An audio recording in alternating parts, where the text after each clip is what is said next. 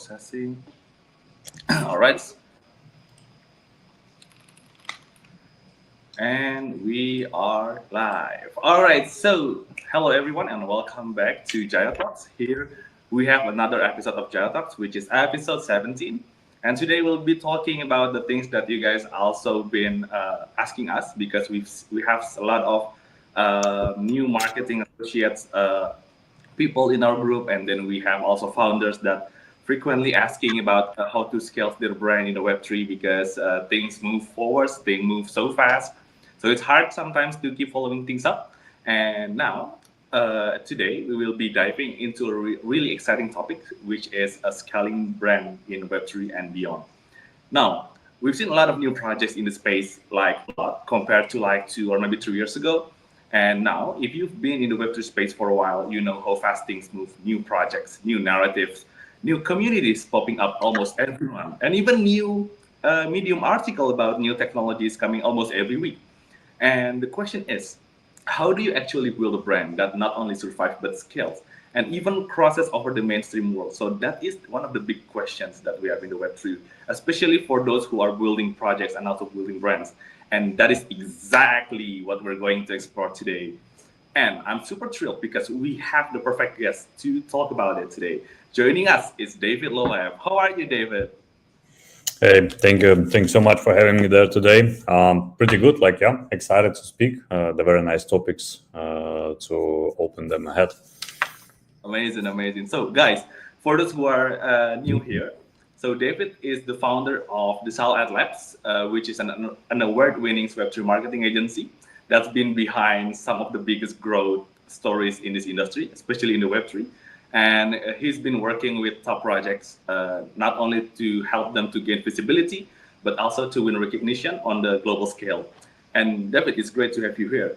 Before we dive into the meat of the discussion today, could you give us a little intro about yourself and also the Sal'Ad Labs that you've been building so far? Yeah, sure.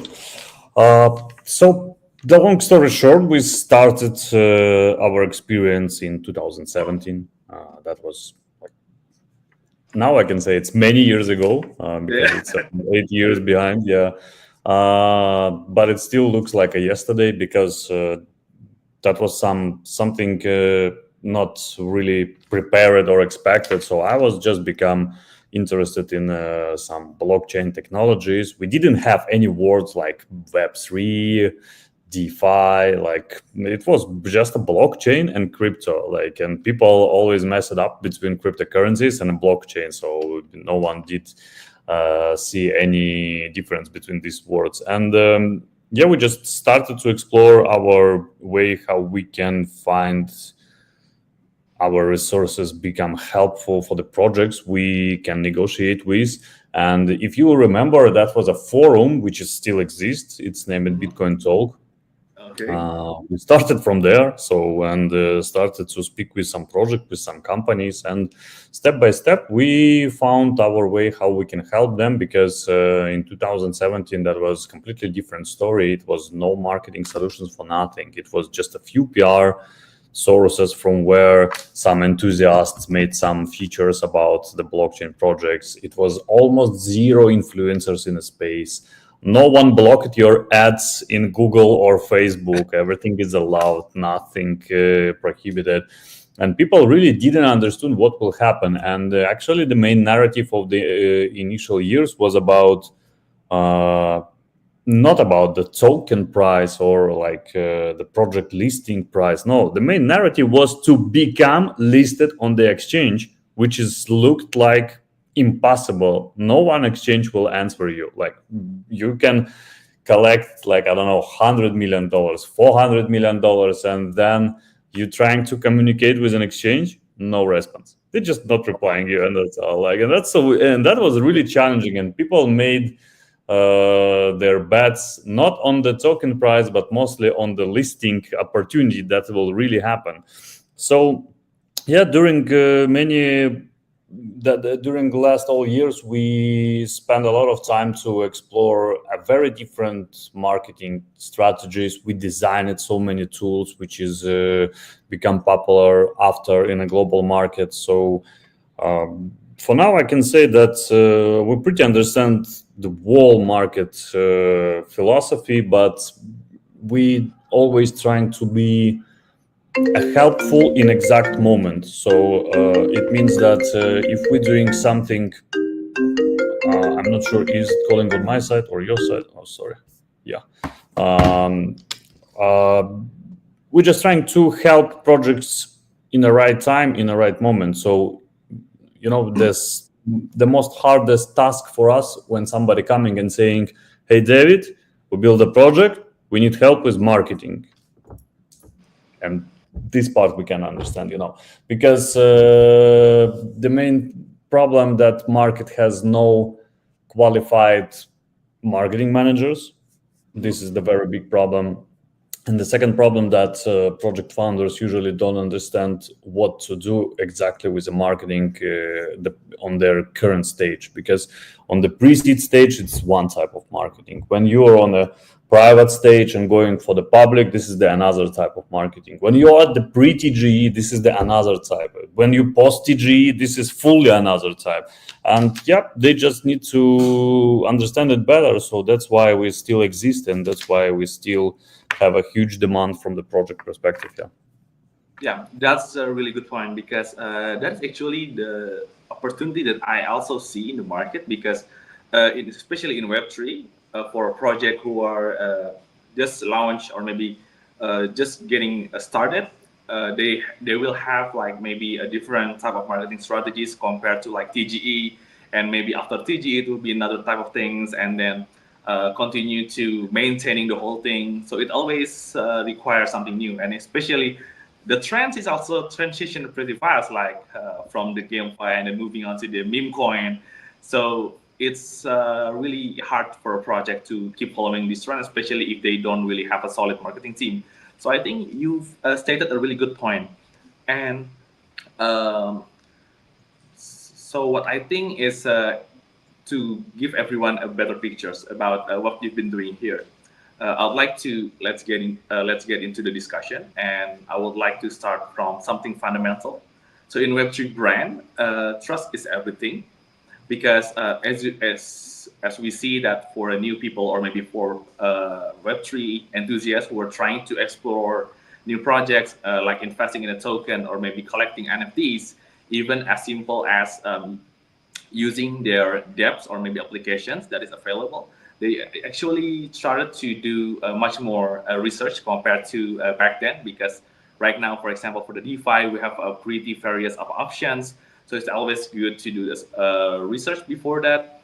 And I think the trust is one of the most important aspect in their research because if they read a lot of good reviews or maybe they've seen a lot of users are utilizing or maybe using the applications or maybe the DeFi, it will affect like a significant amount in their confidence on utilizing the applications.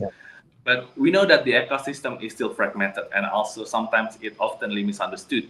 And from your perspective and your experience, what does it actually take to build a brand that is stands out, unique, or maybe even scales globally, not only in some regional part of the world? Understood. Uh, Actually, that's a very good question, and that's the ideal moment when we need the third party to show the reality, proving some of my hypotheses. But if you don't mind, I can ask you some questions that can really become helpful to build the right answer for the bigger question before. Like, are you ever tried to invest in some altcoins or tokens before?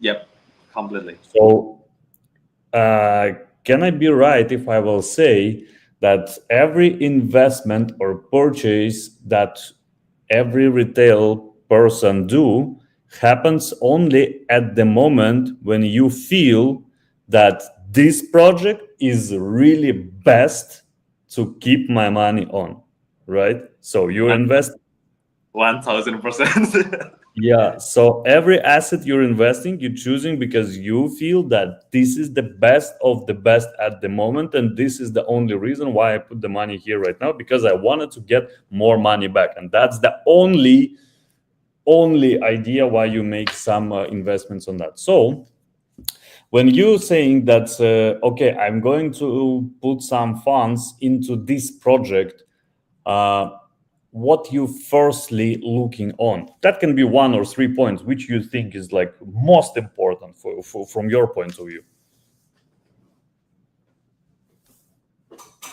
I think one is showing like how big is the project, Yeah. then the community itself, like Mhm. something new. Sometimes I feel a little bit hesitant to jump into it, but once I see that, like feeling that I'm like this kind of the one feeling we showing that I'm not the only one who's buying the token, or maybe Yeah, right, this kind of feeling. community power, like, yeah. Yeah, sure.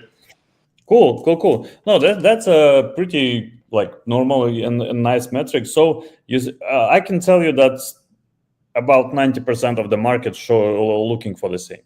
Like, yeah, they always checking for the few things. Mm, the first of all, the source from where you got informed about the project. Usually, this is the one of the most important things when people building some, and this is directly reflect on the brand structure. So who talking about you right now, and that's the really important, because if you saw some project announce it on the top exchanges, or maybe top launchpad, or maybe the top KOL. This is the most common way from where we get informed about some new market games as we think they are. And this is the first really important thing, because what one of the main rules of the crypto market during all the time, it sounds very maybe rude, but it's the reality. So when I'm a crypto person who want to make some money on the like different digital assets which are published in the space, my philosophy is I don't want to think or analyze nothing. I just wanted to see what my rich neighbor doing and copy his things. Like, that's 100% investment rule that is still perform and it's still good, because yeah, if we see that as you said, right, who already bought this project, and that's the still working, because yeah, we're always trying to see, okay, who's already in the game. Okay, this we see, we know, we think it's a good green flag. Okay, this QL, we know it's a green flag. Okay, a few of my friends made the same, like, okay, I'm available to join the party, like how we think. But this is too far away from investment analysis, as you can understand, right? Yeah, We sure. never spoke yet about token details, tokenomics, go-to-market plan, nothing about it. We're just checking the social impact, and then we're just making the decision: are we good or not? Bro, it's gambling. It's not a, it's not analysis still yet. So yeah, and in this gambling, you're just choosing the side where you don't want it to be alone at the moment when it will become wrecked. Like, yeah. So that's why we still thinking the brand, it's the most important part of everything you do in the crypto space, because how to build it properly, when some projects coming to us at the early stage, we always telling them, guys, don't overspend for the marketing from the beginning. It's no sense. Like, everything you need at the point when you are on the early stage, just find a very big names which can help you to grow further. It can be a super big angels, a super big brands, super big VCs, and this is the most hardest challenge for all your teams, because this is the point where you need to speak 1,000 private conversations before you will have a normal picture for the step number 2. At this moment, for your brand, you need pretty nothing. You need to have a very beautiful social media pages, even without thousands and thousands of people. You need to have maybe 1 or 2 PR articles which is explaining what new useless project you're building in a revolution, useless nothing. So building in a space. And then you just need to find a right support from the right names, which exactly can become sources of announcement for the huge audience around.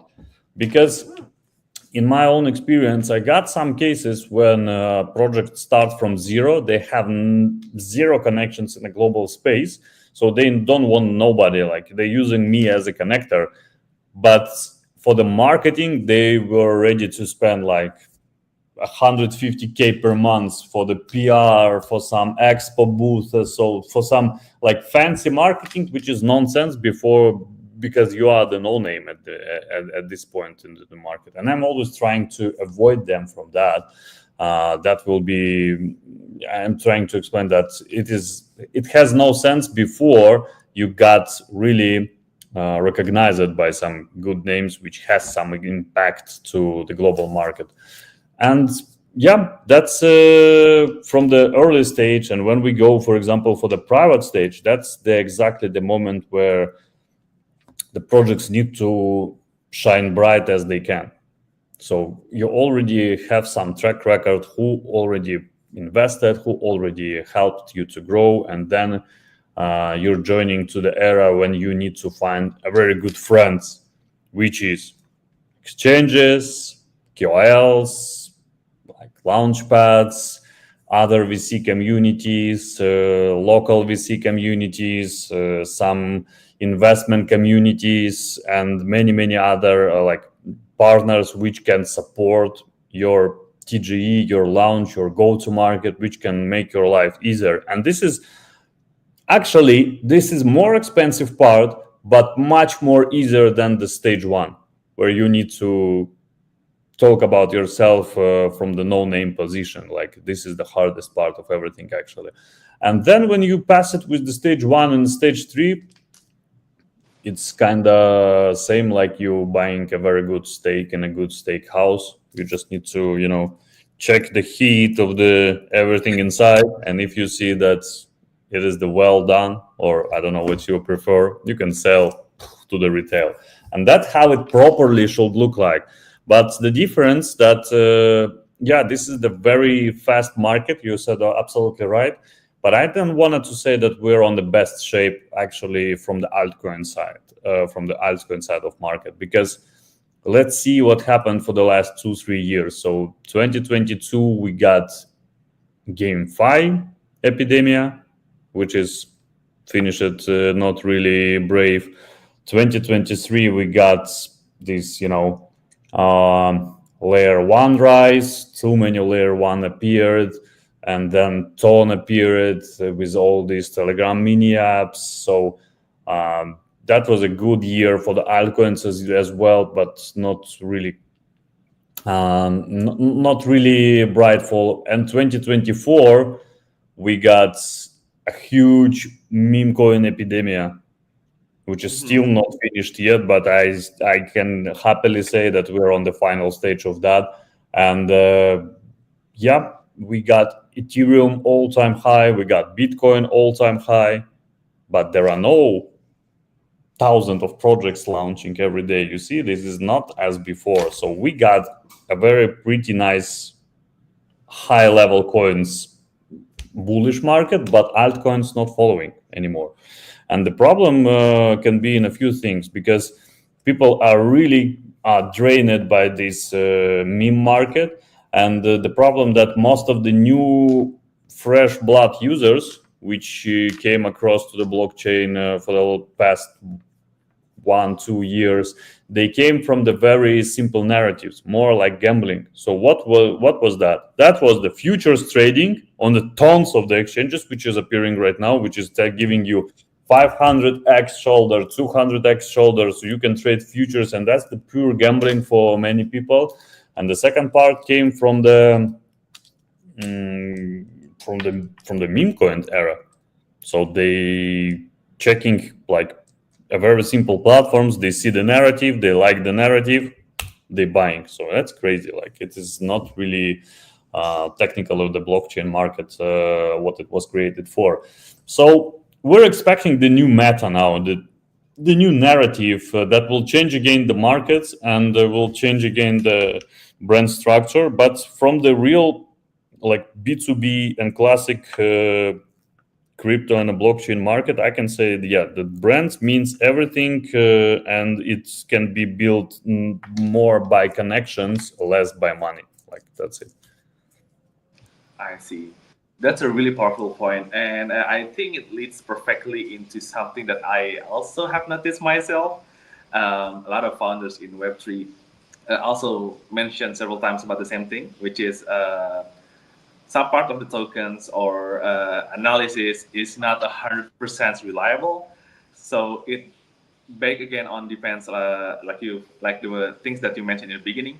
Sometimes when the community is or maybe a user is looking for a really good or maybe promising web page of a project, they feel confident, they feel convinced to actually jump into it without actually have to do another research. So it's really hard to monitor, and I think the metrics or the variable is not really 100% uh, easy to use because, as you mentioned, a lot of factors as well in this type of space, and things are moving forwards really fast. And uh, last discussions that we have in the group with some of our marketings job seekers is that brand building, they say, is not only about creating hype.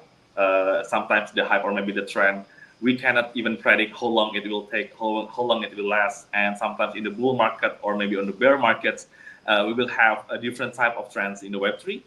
And or maybe having a big community or maybe just going viral with the meme sometimes is not enough for a project to actually have built a really good foundations during their launch. But obviously, as you've mentioned, there's actually way more on to that.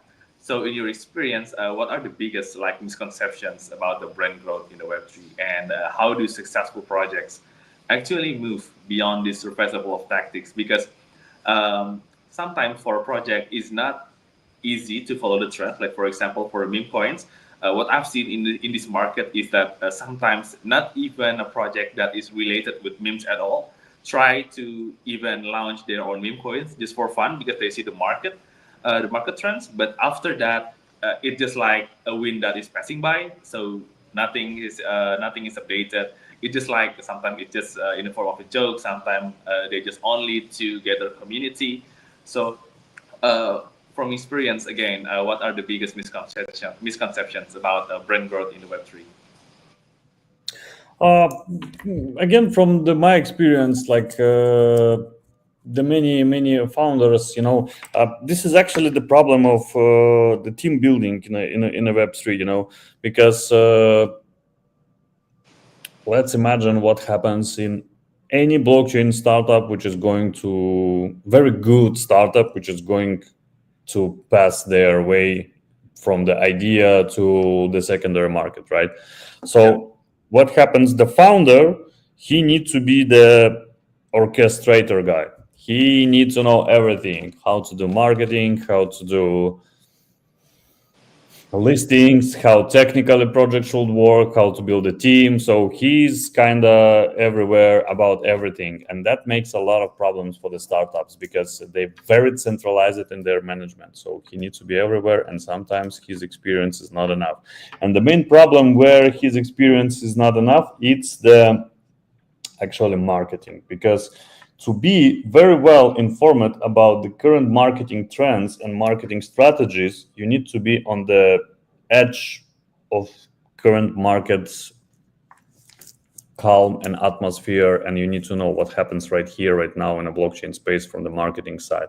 But how can you do that if you're never been here and you're a project founder who needs to make a decisions?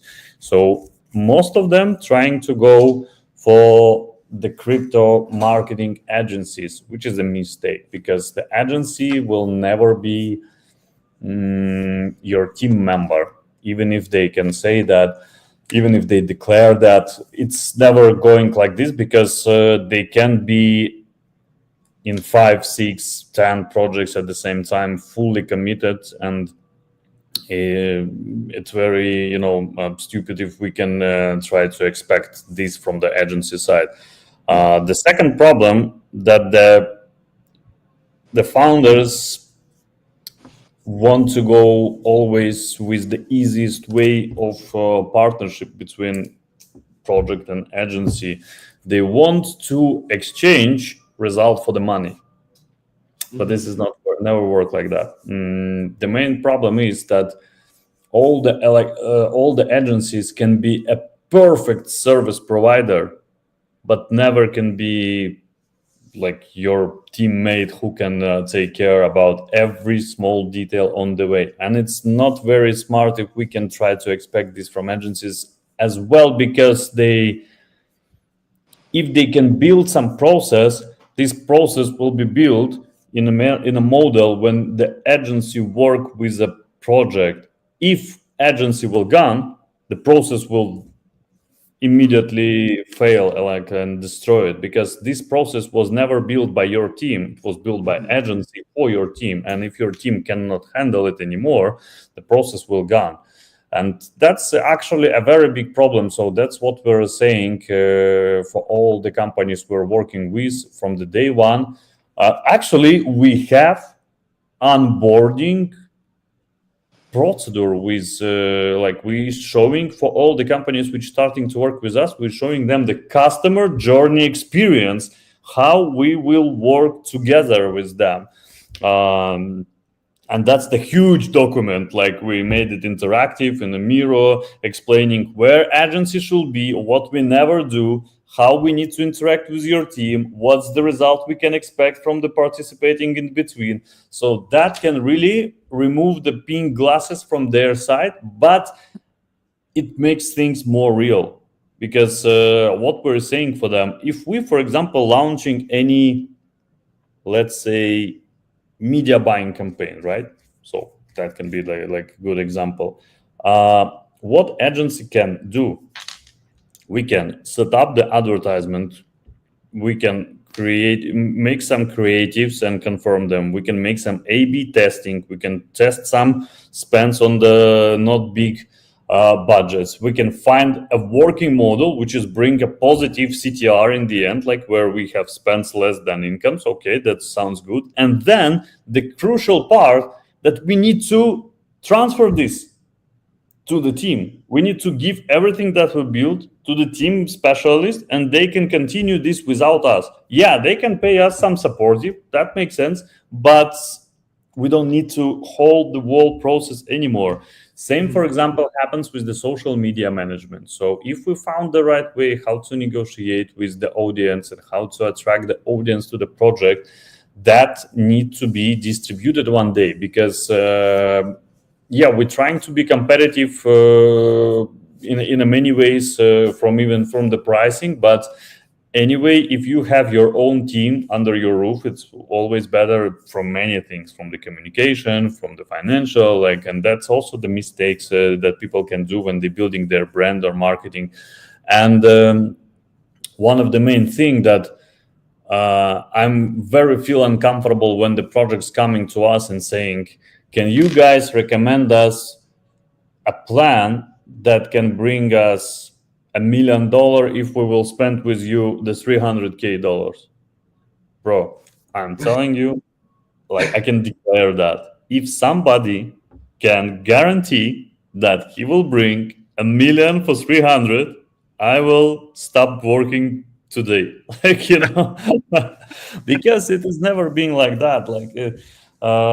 So agencies and normal agencies, they are not magicians. They are good guys which can build a good processes which can bring the result. But the most effective cases that we have nowadays, when we are really feeling ourselves as a part of the puzzle. So when we're working with some brands and companies and we see that we are the puzzle in a global picture, and we just shining better than other parts of these puzzles, and that's pretty good.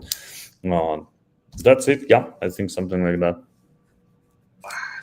I totally love that because the thing you mentioned, if a client or maybe a project saying that if you could turn like 300K into $1 million profit, I think it's everybody will do that. I mean, even I'll do that if there is guarantee. I mean, and the things that you mentioned that agencies is not actually magicians, but on how to be how to make something bold in the space, unique and different compared to the others.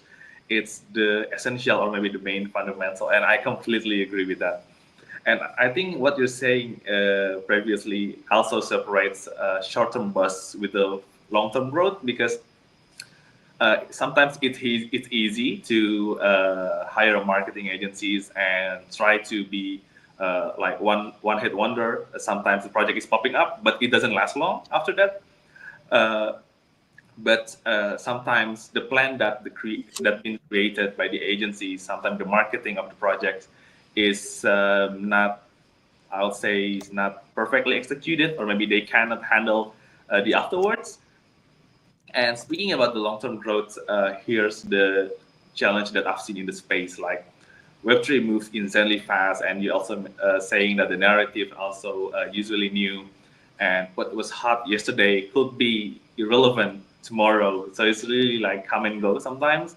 And in your personal opinion, how can a brand actually stay relevant for and sustain for a long-term growth? Because sometimes it's easy to do the one hit wonder, like this Yeah. week going viral, but the next week it's gone without actually getting trapped in these like short life hype cycles.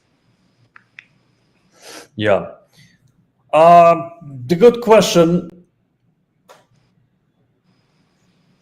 What I'm trying to always recommend for the companies that after you made some TGE and you jump it into the secondary market, your marketing strategy always going to split for the two sides.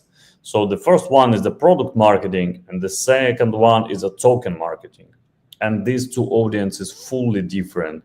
Like Mm, just giving you a very simple example, you going to McDonald's, it doesn't mean that you trade McDonald's on the stock yes, market. You trading stock on a McDonald's, it doesn't mean that you need to go and eat only in McDonald's. So it's yes, two different strategies, two different marketings, which are never being crossed to each other. So in that philosophy, it means that if your project can generate money, that makes you a very good company from the company side behalf in front of your customer. But if your token can perform very well on the exchange, it can give too much confidence for the users from the global crypto spaces, which are just hunting to trade something on the secondary market exchanges. And just to prove that it's not too easy to do, look at Binance, for example. How many payers after top 20 you can name by yourself? I Not don't know. too many, right? Yes, that's too many. But it is about 600 pairs, as far as I remember, for now, on the Binance listed at the moment. So can we name even 20? No. And that's the thing. Like, yeah, you need to very understand the very simple things after you got listed, that your product marketing can go still for the very wide type of audience. Because before you made a TGE, right, your marketing can be everywhere. So every user, every person in the world who ever heard something about the blockchain can be in your target audience. You're raising funds, you can strike to everyone. But after you made listing, your marketing become, from the token marketing perspective, become limited only to the exchange where your token listed at the moment. Because if I will call you today and say, Theo, how you feel if I will tell you that token named Jaya Talent will fly in the next 6 hours from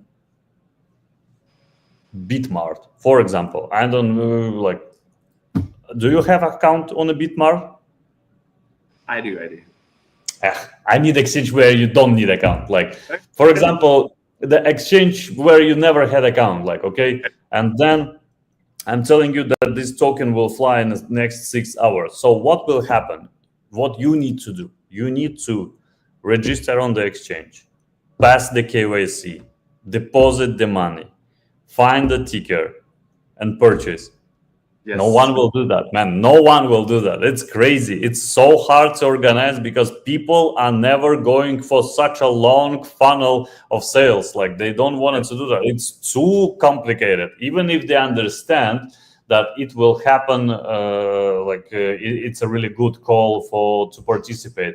But if I'll tell you the same, and this thing will happen on top exchange, like from the top three, that's so easy to organize by two Mhm. reasons. First of all, it's a very huge percentage of chance that you already have account on this exchange. And the second thing, which is mostly important, you hold your money on this exchange. Yeah, Maybe true. not all, Yeah. but part. And if you got the signal, for you it takes only open the app, make a purchase. And that's why listing are so important. That's why listing on top exchange is so important, because when people will feel some FOMO about you, they will never have a long funnel to make a purchase of something that you have in hand. That's why I think the brand for that can live for a long should be built from different perspectives. So first of all, you need to do that from your product marketing part, because that also can be a source for your token marketing. If 1,000 people working with using your product daily and they're happy, they want to know more, they want to go deep in acknowledge about your project, and to become a token holder, it can be definitely a part of this journey. The second thing, you definitely need to be listed normally on the normal exchanges. And one of the main parts, you need to split the token marketing and the product marketing, and then it can live for a really long time. That's completely agree because I think the example that you've just explaining is like highly relatable to retail, like myself or even some other crypto enthusiasts. And I just realized like how important it is to actually like get listing into like a really big or maybe top exchanges because um, I think it also related with the initial point that you mentioned about the user experience because if the process or maybe the journey or maybe the experience that the retails will be having is complicated, they just completely lost interest. But if it's something that they already done before or maybe they already have account, like as simple as that, it could actually significantly change the outcome of the campaign or maybe a marketing effort. And that is such a great insight, David. And now, I think I'd like to bring our community into the conversations. We've been receiving several questions here. We have like 5 questions on the YouTube. We have 7 on the Telegram and 3 on DMs. We might not be able to answer every single questions. It's almost 20, but we can answer a few questions. Let me bring some question up in our live. Let's see. Sure. All right. So first question is coming from the Artas. So the question is, David, what is your take on influencer marketing? Is it sustainable for Web3 brands or just like a short-term push?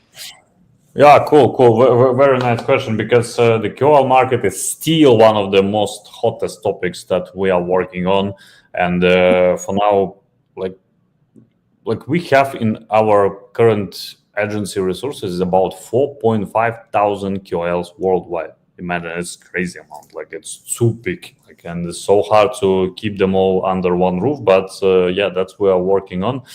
I just need to put a disclaimer that this information is actual for the current season, because the question is very good.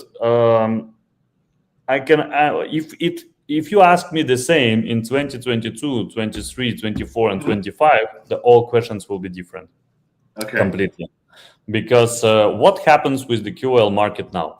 Before, it can be used to build a community, like my cases in 22 years ago was like we can buy a campaign for 10 to 15k dollars from the good international QLs on the private sale stage, and we really can collect 7 to 10,000 real users which just joining the community and they're happy to be inside, and they never been proactive in Twitter. Everything what happened in Telegram mostly done in Twitter. So now things changed. Now we have these Twitter Score, Tweet Scout platforms where we're checking what happens in Twitter, and most of the QLs are transformed from the YouTube and Telegram to the Twitter side. We now have these QL analyzing tools which are helping us to follow some QLs and their calls. So for nowadays, QLs for the Web3 brands are not really important before it's TGE or something like that. But if you can find a way to speak with the QLs to support your brand from the early beginning, and it will not be based on insane overpriced money, that will be helpful anyway, because the huge communities will partly time to time get informed about your project, that this QL supporting the project. That can be helpful, but if it has affordable price, not only in that case. What I can recommend to use QLs now is definitely to do that on the TGE phase, because that will bring the organic buying pressure to any of the assets. But mostly it will be the short-term push for nowadays. Like currently, I don't see the really big sense for the long-term campaigns with the QLs, because everyone is really looking for the short-term stories. I see. Interesting. That's something new because personally, I thought that KOL is really potential for the future, for a long-term push, because some of the KOLs have their own YouTube, and I thought at the beginning, like YouTube video is always there, right? Unless they remove it. So I thought it could be always relevant with the trend, but so it's actually not, right? Actually, it is right. Yeah, it always helpful, but depends from the target that we're pursuing. If we're target to build a more shining brand, that definitely makes sense. If we're looking to bring the more buying power, it should be the reason where this buying power can be used. Like it should be a listing event or something like this. But if we're just expecting, for example, if we're using QOLs to raise funds, so hard, like even impossible in a current market, because let's don't forget, QL is not taking care about his community too much. He's taking care about his incomes from the community and from the brands, outcoming brands to his channel as well. Like this is normal situation. We just need to understand that all the influencers got paid somehow for their promotion, because they really understand as well the responsibility on the audience they are speaking with. Because if they will every day give them some scam coins, that will not have any sense for their followers. But if he's giving a good signals, the community loves him, community grows. So at the same time, his price tags are growing too high because he's giving something for his community. And this is always the game, and that's why I can say, like, when you do some QL campaigns, do them very accurately, and mostly I understand that this is the short-term hype at the moment. All right, and hope that answer your question, Artas. Moving on to our second questions coming from the Crypto Fader. Question is, do partnership with non-Web3 companies help or hurt when trying to scale beyond the ecosystem? I think it's a good point, because sometimes a project, when, like, for example, like they've been they have a partnership with Visa or maybe Google, sometimes it speaks louder. So I'd like to have your opinion on this. Actually, the question is very good, because in 90% of cases, it's absolutely never hurt, but absolutely never help.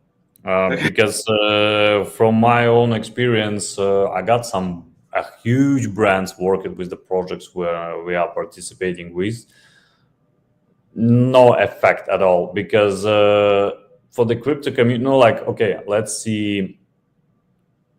Do you guys know that Sui? No, Sui is a very big example, but like Sui sponsoring Red Bull Formula One team. They have a small badge Sui on the halo on every Red Bull F1 car.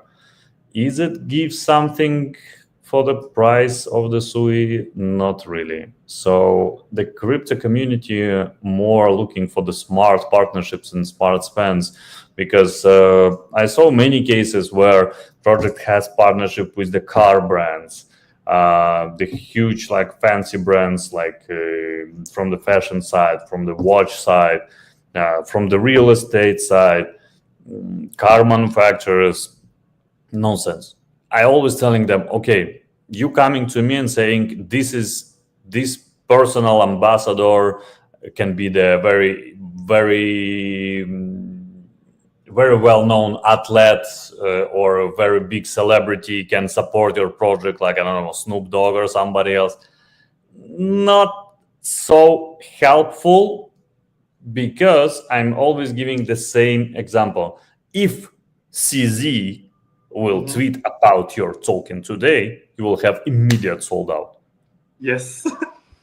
The level of impact of Web3 people and non-Web3 people are different, because if Cristiano Ronaldo speak about some token, it happened many times before, and he has a much more bigger audience than CZ have.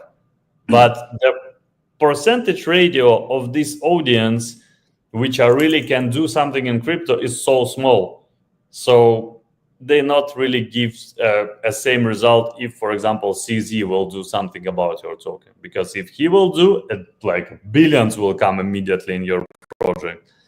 If something happened from the very big brand or athlete, it will help you somehow, but practically it will move up your brand, but not really move up your efficiency, like from the marketing, from the conversion rate. That's it.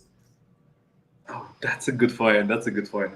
I've never actually realized it's no matter how big the audience that a KOL have, as long as they not crypto natives, it has different responses or maybe outcomes. So yeah, I completely agree with that. Since you said about it, now I started to think about it as well. You are right. All right, moving on to our third question. So we might be able to answer two or maybe three more. I think two more. Okay. Next question we have. Hey, I have a question. Do you think a traditional brand strategies from Web 2 is still applying to Web 3, or is it like a completely different playbook? Yeah. Oh, also the good question so far. The traditional brand strategies from Web 2 can start work very well on your project when it will become very big in a Web 3, because that will be the moment when you're coming from the Web 3 to more wider audience and you're starting to using the Web 2. At that moment, it can become more helpful, because when you're joining the crypto space, it's definitely hard to adopt. To become adaptive from the Web 2 to the Web 3, because completely different rules. We even speak on a different language. We're using the keywords and phrases which are people from the Web 2 are fully not understand. Like if you will sit in front of some of your Web 2 friends and start telling them, okay, I started to download, to update my Trust wallet, I added some nodes from the base blockchain and I need some tokens to pay gas, they will don't understand nothing from your speech, like they not even one word, like they don't fully, because they are not inside of this web3 knowledge. So for this type of people, web2 marketing will not be really effective. But when your brand will become so big, you need to start build some more solid campaigns which are definitely still as in a web2. So yeah, that can be used at the moment when your web3 brand is really big. I see. Cool. All right. One more questions that we will be answering is coming from the Amois official. So, dear David and Jaya Talent, is it possible to scale a Web2 brand without relying heavily on the hype cycle like bull markets? I like the community of experts you have because all the questions are really, make sense. So, um, it is possible, but way more easier to do that when you have the hype cycle. Just to prove my words, what will be easier to launch a very nice blockchain based game with some GameFi instruments inside nowadays or 3 years ago when it was a GameFi boom? It was three From years ago. my from my understanding, like I think we all remember some projects like Steppen, for example. Yep. Try to launch Steppen nowadays, even if you have $50 million investment inside. So hard, pretty impossible. So hype cycle helping you a lot and making your life a way easier if you understand meta and you're doing something in accordance what market do. So in that case, yeah, that really helps. In all other things, depends from how strong your marketing inside. But let's understand here one more thing. Marketing means that you found a solution for something what really people have problem with. You know who's these people and you know when this solution is needed for them. So if you build something that really most of the people need today, you don't even need a hype cycle for that. But if it's on the same page with the current market narrative, yeah, why not too? Mm, I see. I see. And from your explanation, I think I can say that hype cycle is actually giving a really good extra boost for a project launch, right? All right, completely agree with that. All right, so for everyone, I think those are the questions that we will be answering for today. And I'd like to apologize for those of you who is putting the questions, but unfortunately, we've almost reached our end time. So we might be able to answer your questions at any time, but we will keep it, don't worry. And all right, so I think that's a perfect note. And I think before we wrap up, I'd like to ask you one last question. So it's actually a mystery question that is requested by community. So for all of our speakers, we actually creating a vote on what kind of mystery questions that we should ask to the speakers, and give some homework for our community to actually research about the profile of our speakers. And the mystery questions for you that is coming from our community is: if your agencies could only handle of one type of sector for a project outside the Web3, would you prefer handling a client of a project for a clothing brand, food and beverage, or animal care? And why? Well, what was the first one? The first one is clothing brand, fashion. Okay. So second one is the food and beverage, or animal care project. Uh, can I answer fair? Okay. The motorsports. That's If not it possible, the motorsports, because I don't know, like no, we actually have a racing team with the name it same as our company. Like we built it a few years ago, and yeah, we're actively exploring everything about motorsports section. So yeah, that will be the fair. Like, okay. That's a good one. That's a good one. All right. So I think that is the wrap up, and that's the answer for you guys. So thank you for our Jatalan community for being so supportive for every of our programs. And David, thank you so much for joining us today and sharing such a practical, important, fundamental, and crazy insights. We really appreciate your time and also your opportunity to be here. And to everyone tuning in, if you feel like this space is relevant to you or maybe your friends, you can always invite your family, your grandmother, your friends, your everything, even watching along, watching together with your pets. And don't forget to like, share, and subscribe so you don't miss any future episodes. And that has been Jaya Talk Scaling Brands in Web3 and Beyond with David. We will see you next time. Thank you very much, David, for your time. Have a good day. Thanks, everyone. Yeah, bye.